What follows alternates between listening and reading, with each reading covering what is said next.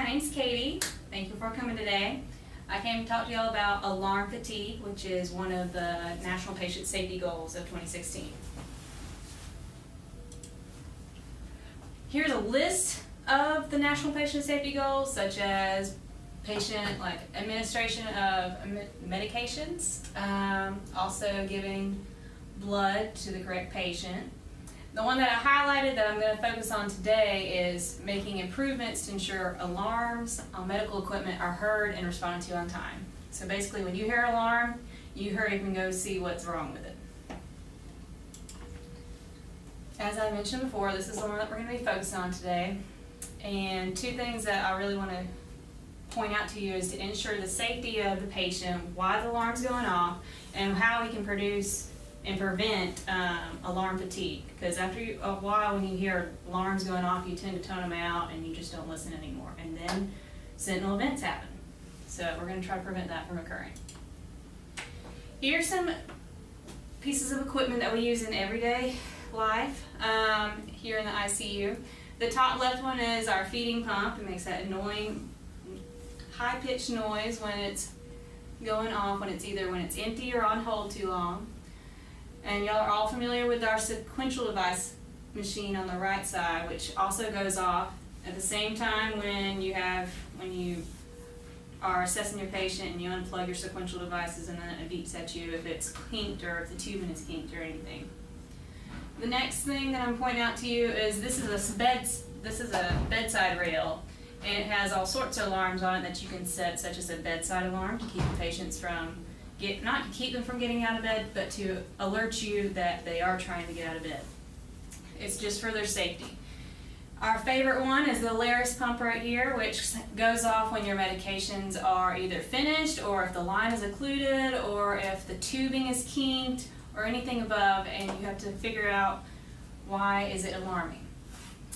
Our last but not least, the one that you'll hear the most often, is our cardiac monitor. This monitor alarms for your cardiac rhythm, your pulse oximetry, your respirations, whether the patient is desatting, whether their heart rate is escalating or de-escalating. So this is an important one that we have to listen to, that we often tone out because it's alarming for sometimes it's serious reasons, and sometimes it's not even picking up the right signal. So I looked up 3 different articles to help decrease alarm fatigue, and one of the first ones that I saw was from Boston Medical Center, in which their first approach to help decrease alarm fatigue was to adjust the high and low parameters, such as if you know your patient you've been taking care of for the past couple days, and we know that their heart rate is in the 130s, but the alarm keeps going over because the high limit is 120, they suggest to go ahead and increase the high parameter to like 135. So that way you're still aware, but you also know it's not going to keep dinging at the patient and at you. Or a low parameter, since we took care of a patient not too long ago it wasn't uncommon for them to be in the 40s, and we knew that, and her heart rate stayed in the 40s for a good couple of months. I think y'all remember. Another approach that they took was, after they did that, the high-low parameters, they noticed that the number of alarms that went off decreased from 90,000 to 10,000 in a 6-week period of time. The other alarms that they decided to adjust was to see if the monitor is appropriately picking up VTach, or if it's appropriately picking up tachycardia. As you know, we'll get calls from CVICU telling us, hey, your person just had a 5-beat run, and you look it up and it wasn't really a 5-beat run, it was like maybe 2 beats or something. So this is to help adjust that to read the monitor properly.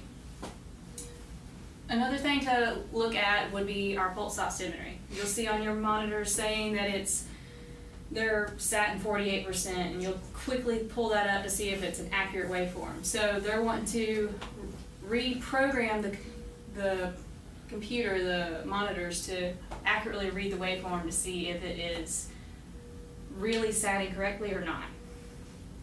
And all this information that I gathered for you from Boston Medical Center is listed below here in this last reference.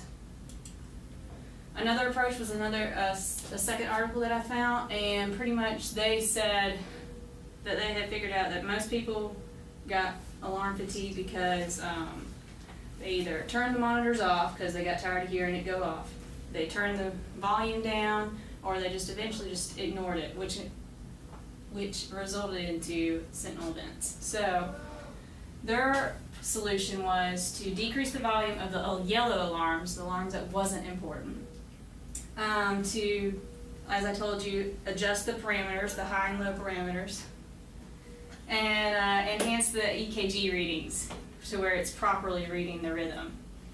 And so it pretty much said the same thing as the first article, except for it was showing how many times that staff was ignoring the monitors because it was dinging all the time.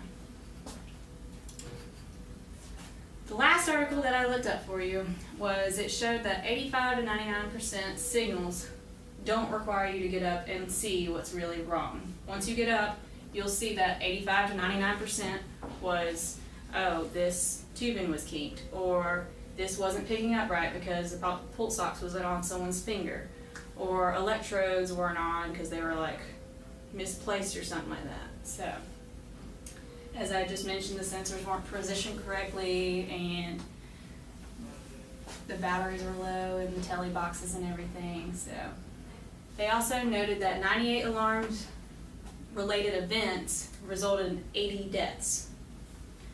That's for people who just ignored the alarms that went off. 13 patients out of those had permanent loss of function from not being seen immediately. 5 of them had longer stays because no one didn't respond to their alarms. Some interventions to help decrease alarm fatigue would be to properly prep the skin for your electrodes. Change your electrodes well, maybe not every 12 hours, but change them where you know that they're reading correctly. Adjust them to make sure that it is picking up the signal. I told you about the high-low parameters. It says to tailor your alarm settings to the patient. This also suggested to include technology assistants and clinical engineers to work together to help decrease alarm fatigue by changing different sounds of alarms, so that way it could pinpoint that's what that's going on, that's why that's going off, so you could identify it easier.